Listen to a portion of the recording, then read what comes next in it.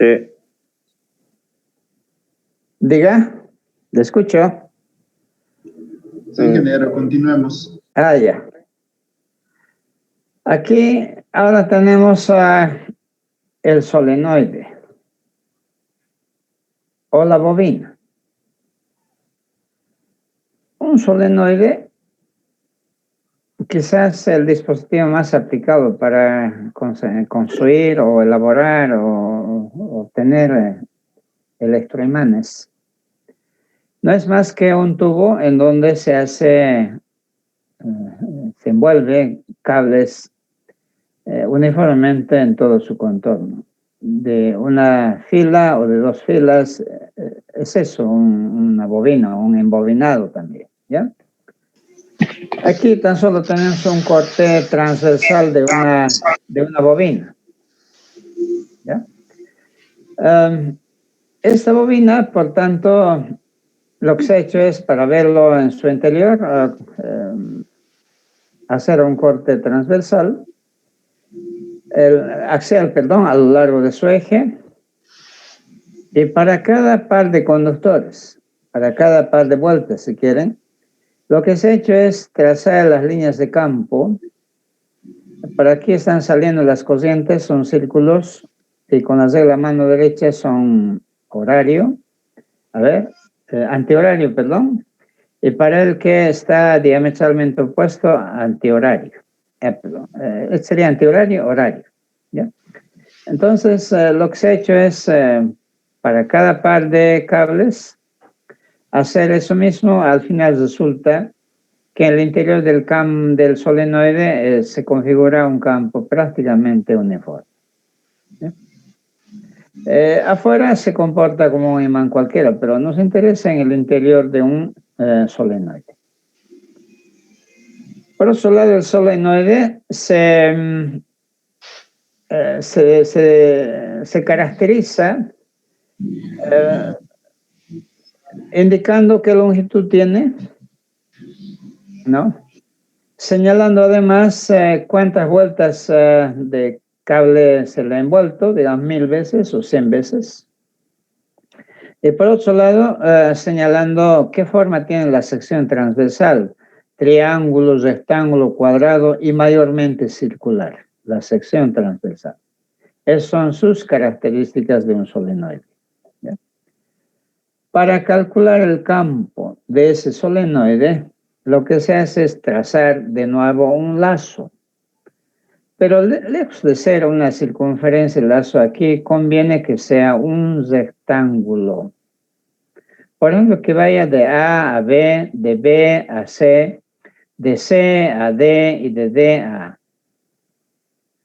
Se sugiere, ¿no?, aquí entender esto, de que este segmento desde A hasta D o desde D hasta A es tan delgado como sea posible, ¿no?, que prácticamente tiende a cero, como también este segmento. Los segmentos que prevalecen son entonces desde A hasta B y desde D hasta C. Una cosa más.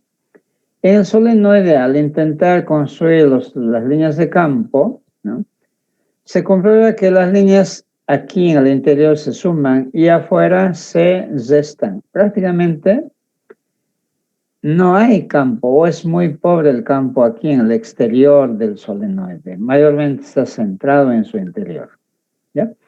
Entonces, en este segmento no va a haber campo en la práctica, aunque teóricamente hay un poquito, pero en la práctica casi nulo. Y el campo va a estar concentrado aquí en el interior. Bien.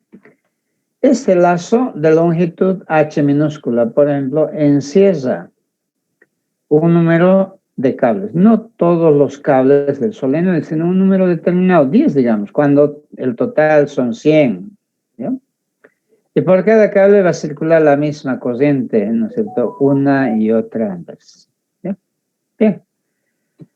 Se aplica la ley de Ampère siguiendo las mismas reglas. Se ha trazado las líneas de campo, se ha trazado un lazo que cumple con los requisitos señalados. Por lo menos en este segmento, este elemento de longitud es paralelo al campo Este segmento es perpendicular al campo y afuera no hay campo. ¿Ya? Entonces, el cálculo de la integral cesada desde A hasta B es B de L. ¿Por qué? Porque coseno de 0 es 1, ya no se le ha anotado. ¿Ya? Desde B hasta C. Desde B hasta C. Más, bueno, aquí por construcción, DL desde B hasta C es muy pequeñito. O si no, contemplen, DL es vertical aquí hacia arriba, el campo es horizontal, el ángulo que forma es 90 grados. Por cualquiera de esos argumentos, esta integral de B a C es nulo. De C a D, esta integral también es nulo porque el campo es demasiado pequeño o cero en este segmento. En el segmento desde A hasta D, debía ser desde D hasta A, está correcta la integral. También tiende a cero porque el tamaño de este segmento es tan pequeño, o también en esta parte donde hay campo, DL es normal, perpendicular al campo, es decir, forma 90 grados y coseno de 90 grados es 0. Por eso la integral es únicamente para este primer término desde A hasta B, y B, como es uniforme en este espacio, desde su graficación es uniforme constante, se saca de la integral es directa para de L, que es desde 0 hasta H, desde A hasta B es H, ¿no? La integral cesada es únicamente B por H, ¿no? Aquí los argumentos, ¿no? B en el exterior es muy pequeño, en el tramo CD, etc. Nuestro problema, creo que era el paso quinto, calcular la corriente neta. ¿Cómo calcular esta corriente? ¿Cuántos cables están siendo encesados por este lazo? Para eso, les decía que se define una cantidad n minúscula, que es el número de vueltas por unidad de longitud. Si tiene 1000, decía el solenoide, perdón, sobre la longitud total, que puede ser 1 metro, y eso es una constante para un solenoide uniforme. Pero esa constante se repite para todo el solenoide y para partes también del solenoide. Entonces, para este segmento de tamaño h minúscula igual se debe cumplir. Entonces, ¿cuánto vale? Esa n minúscula. Número n sub h, es decir, el número de cables que están dentro de la longitud h, S sobre h. ¿Ya? Aquí entonces, en lugar de calcular el número total o la longitud total, como esta es una constante conocida, n sub h despejamos y viene a ser, mire, n sub h, la corriente neta, fíjense aquí, es n sub h cables, n sub h corrientes, por tanto, porque por cada corriente circula la misma corriente. ¿Ya? Por cada cable circula la misma corriente. Pero n sub h, como cálculo, a partir de la definición del número de vueltas por unidad de longitud. Despejo n sub h es n minúscula por h minúscula. Y eso es reemplazo aquí. Y me da n por h por I mayúscula. Por la corriente que circula por el cable. ¿Ya? Calculada la corriente neta, aplico la ley de Ampere. La ley de Ampere, BH igual a NHI. Se simplifica H y el campo directamente viene a ser mu por el número de vueltas por unidad de longitud y por la corriente que circula por el cable que está dando una y otra vez vueltas en torno al solenoide. Esta probablemente sea la expresión más sencilla para el campo magnético en el interior del solenoide. Si no es muy largo el solenoide, en el centro tiene exactamente este valor. Y en cambio, en los bornes, el campo se distorsiona, tiene la mitad, tanto en la parte izquierda como en la parte derecha, tiene la mitad, 1/2 de esta cantidad. ¿Ya?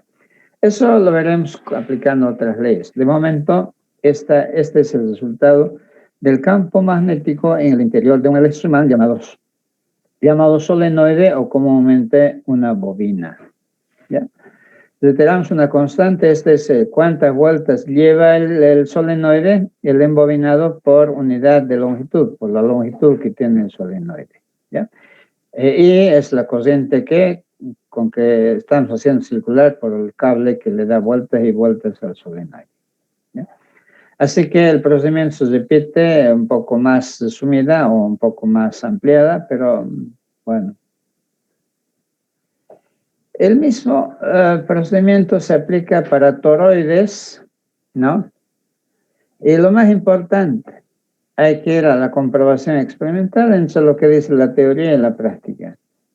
Para quienes son incrédulos, que es muy importante serlo, por lo menos en el campo científico, aquí en esta cartulina lo que se ha hecho es una lámina de plástico, lo que se ha hecho es, como en un cuaderno, perforaciones equidistantes.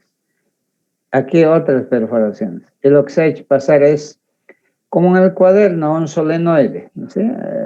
Se consigue un solenoide, haciendo dar vueltas, es pasar por todas las perforaciones, así tenemos instalado el solenoide. Al cable del solenoide, lo que hacemos es con la batería suministrarle corriente. Y para ver el campo, si hay o no hay, le echamos de nuevo limaduras de hierro. Y ahí están las líneas de campo, uniformes en su interior y variables en el espacio exterior, y muy poco en estas partes donde hemos trabajado con un campo que tiende a cero. Quizás no es cero, pero casi es cero, ¿ya? Esto mismo visto de otra forma para un solenoide un poco más ralo, ¿no?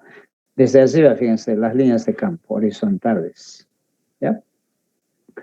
O en este esquema, que es con lo que queremos cerrar esta parte.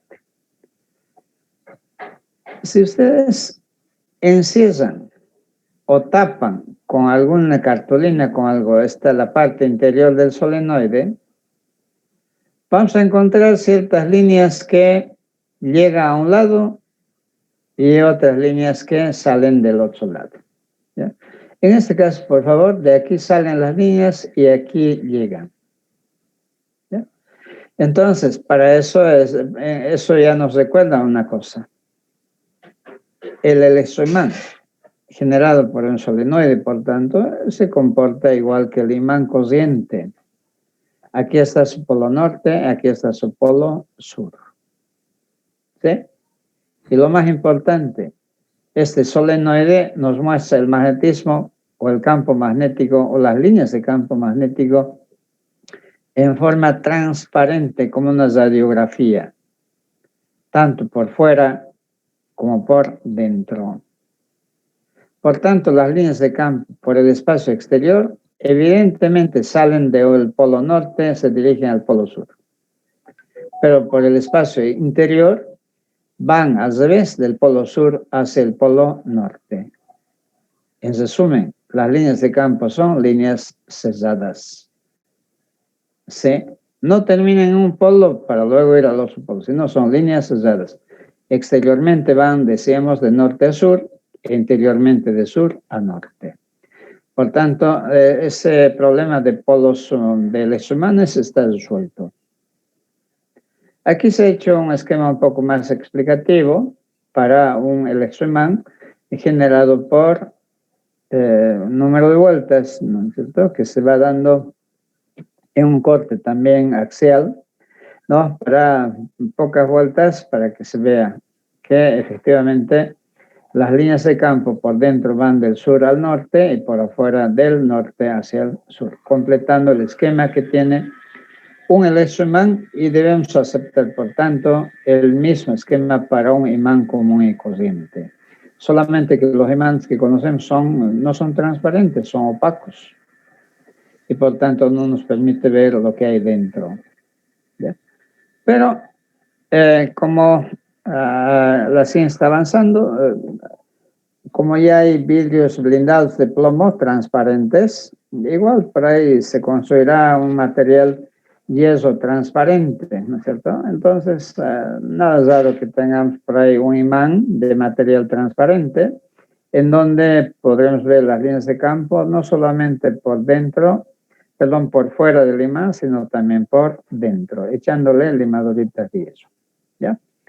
Entonces, ese es el gran aporte del solenoide, por supuesto,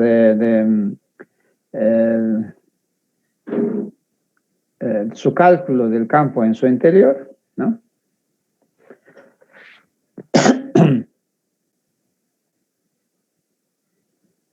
Y tenemos para complementar quizás un toroide, a ver, vamos a ver, ¿no?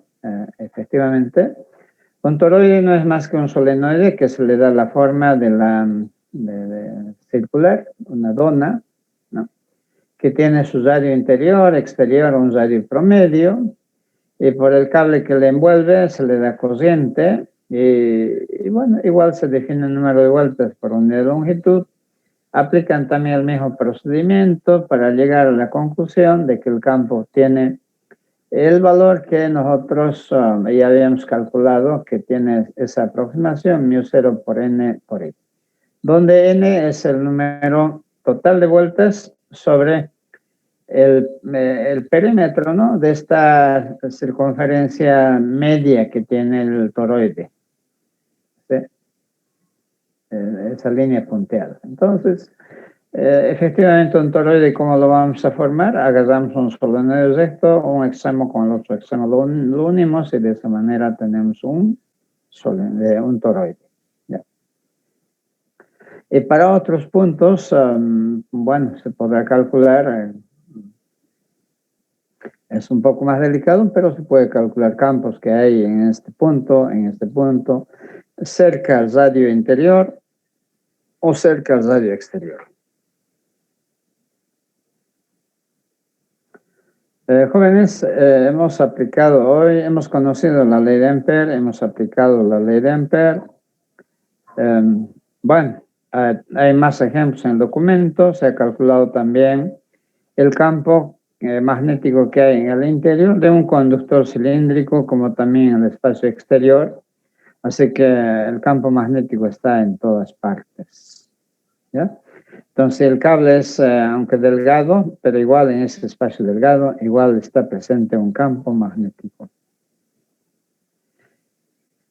Curiosamente, en el centro del cable tiene un campo cero y va creciendo linealmente hasta que en la superficie del cable tiene un valor máximo y para luego también en el espacio exterior, como estos puntos, va decreciendo el campo para luego en el infinito, por supuesto, tender a cero o ser cero.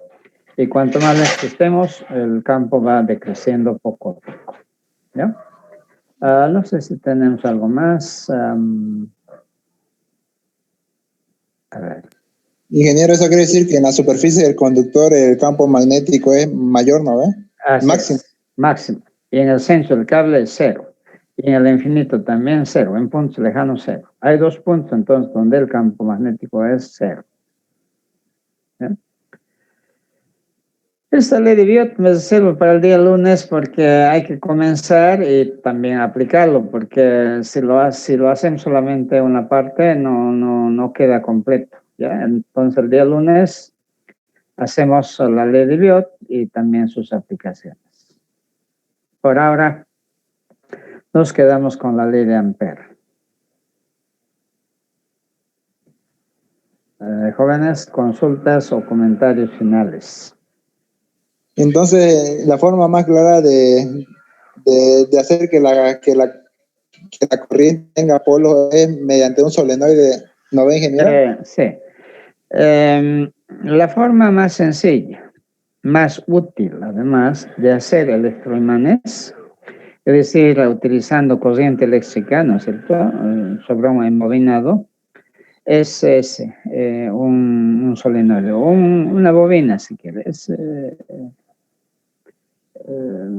No hay ninguna otra mejor que un embobinado para generar electroimanes. Y las aplicaciones, desde transformadores, motores, está lleno de bobinas.